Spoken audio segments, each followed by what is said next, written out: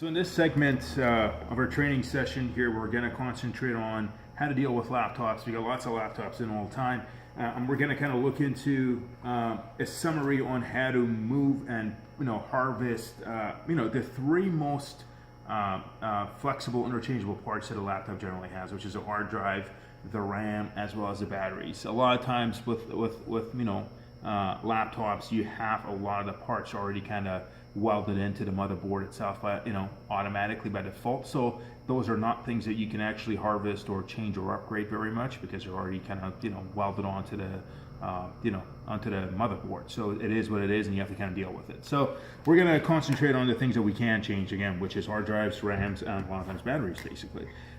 With every laptop, obviously all of the apparatus, all the bits and pieces of it are usually in the back. So first thing you do is obviously flip the laptop over on its back here. In this case, you can kind of see where the little cap is in order for us to get into the motherboard and all the parts.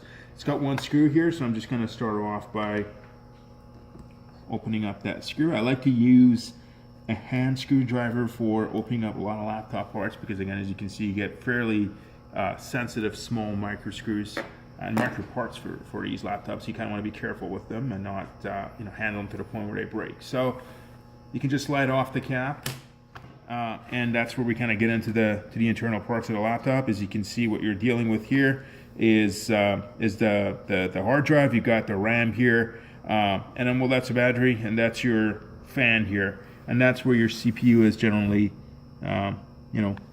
placed. In this case, it actually doesn't look like the CPU is welded on. It looks like it's a removable CPU, which is good. So if you want to obviously change that and harvest that, you can do that as well.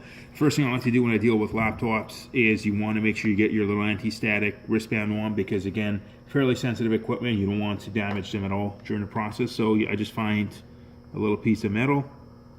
In this case, I chose a screw that's kind of out of the way. And now I'm kind of safe and secure. Unfortunately, with laptops, a lot of times you do have to use. It's hard to use big work gloves on them, but you can kind of make that judgment call as you go along. I do still like to have one hand with a glove in order to be able to kind of do most of the dismantling and taking out of parts using the glove hand. So I just remove. In this case, this laptop actually has an SSD drive, and all you do is you just slide it backwards, and the SSD hard drive basically pops right out. Now, when do we do this? We do this when we want to obviously harvest a hard drive. A lot of times we also do this in case the laptop has certain issues and we have to physically destroy the hard drive. That's when we actually have to go through this process, get to this point, slide out the hard drive, and then send that into the physical destruction station to have it physically destroyed by our shredding machine and our press machine.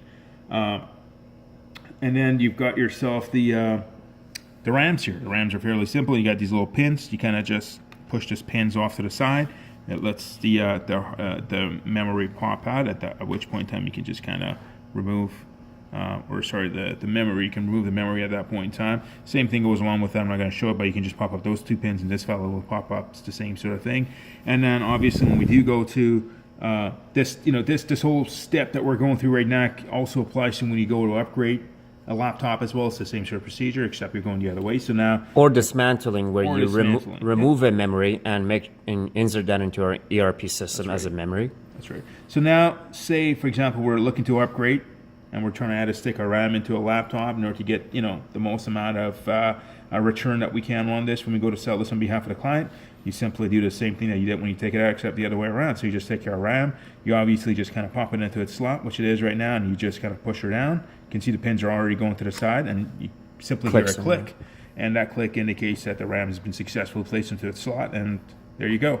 Same thing with a hard drive as well. So in this case with the SSD hard drive, you kind of look around and you just got to make sure that the pins obviously match up with each other. In this case, it would have to go in like this, and with that as well, you can kind of just hear the little popping noise and it's in. Do keep in mind a lot of times, not in this particular laptop, because this SD card or this hard drive is from a different computer, but a lot of times you would have to tighten the screws on the four sides. Yep.